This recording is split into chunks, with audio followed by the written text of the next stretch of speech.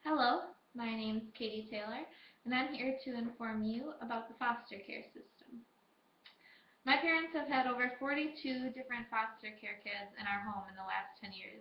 Each child has touched our life in a special way, even if they're only there for a day. I have knowledge not only having foster children in our home, but also because I nanny for 4 kids that are currently in foster care. Understanding what foster care is and how it works will give each of you the opportunity to see how you too can help the community and have knowledge of what's going on around you.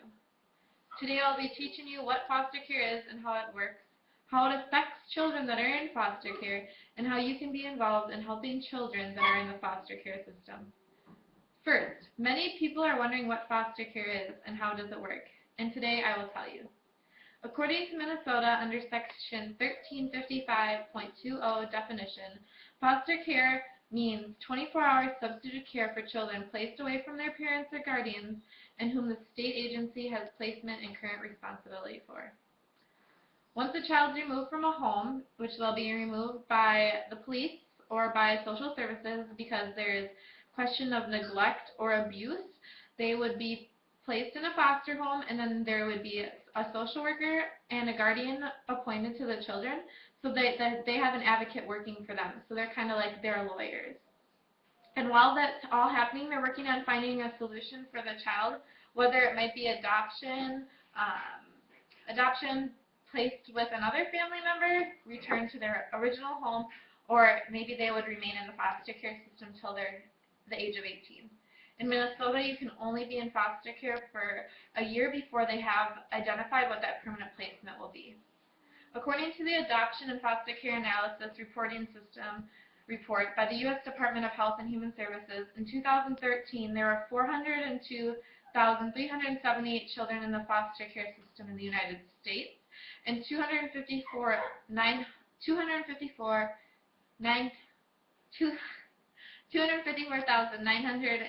of them entered the foster care system during the 2013 year. So that there was the average child was about 8 years old.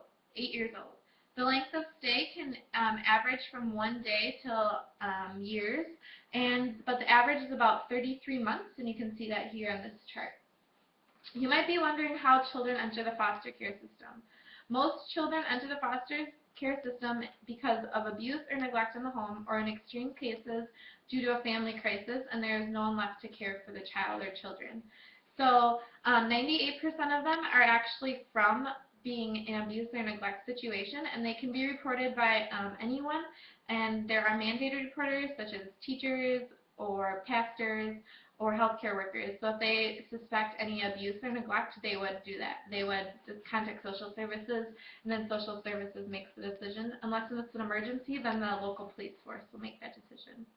We have discussed what foster care is. Now we will discuss how it affects children in the foster care system.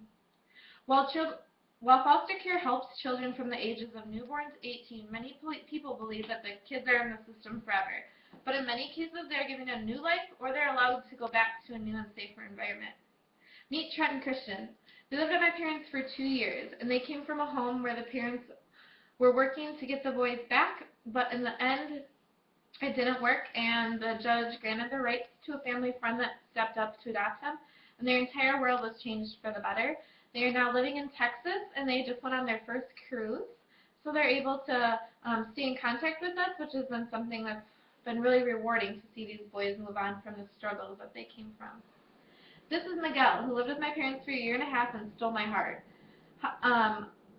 Our family actually showed us how important it is to have not only our immediate family but our extended family.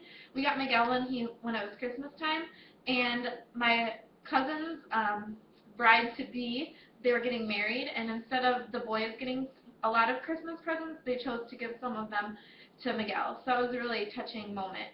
He started kindergarten, and then they started doing child home visits, and then they were successfully able to get him back to his home with his family in a very new, safe environment. When you see in the movies or people on TVs that do foster care for money, that's not the case. The state does have requirements. You can't just stack them up in a bedroom. You can only have so many people per bedroom, and the state's you have to go through licensing, so they make sure of that. Now that we have learned the ins and outs of foster care, We will learn how each and every one of you can help. Though there is a shortage on foster homes, having foster children in your home might just not work for your current situation. That's okay. There are other ways you can help. You can donate toys or clothes. If your kids have gotten new toys for Christmas or their birthday and you don't know what to do with the old ones or the old ones and they might be gently used, or clothes that no longer fit and are just sitting in a bag, call your local human services and ask them where you can drop them off or so you can distribute them, and they'll help distribute them to the foster families in need.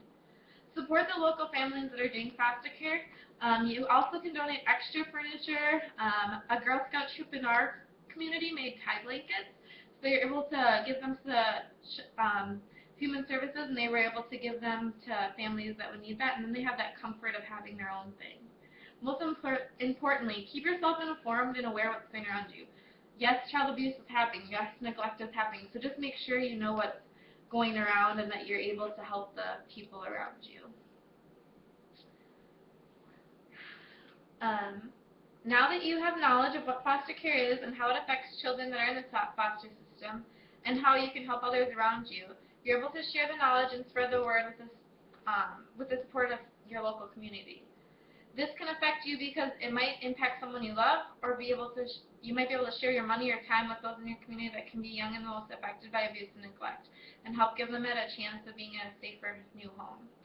Each and every one of the 42 children that were in my parents' house had touched my life in a unique way, allowing myself to learn how important it is to help others and spread the love through the community.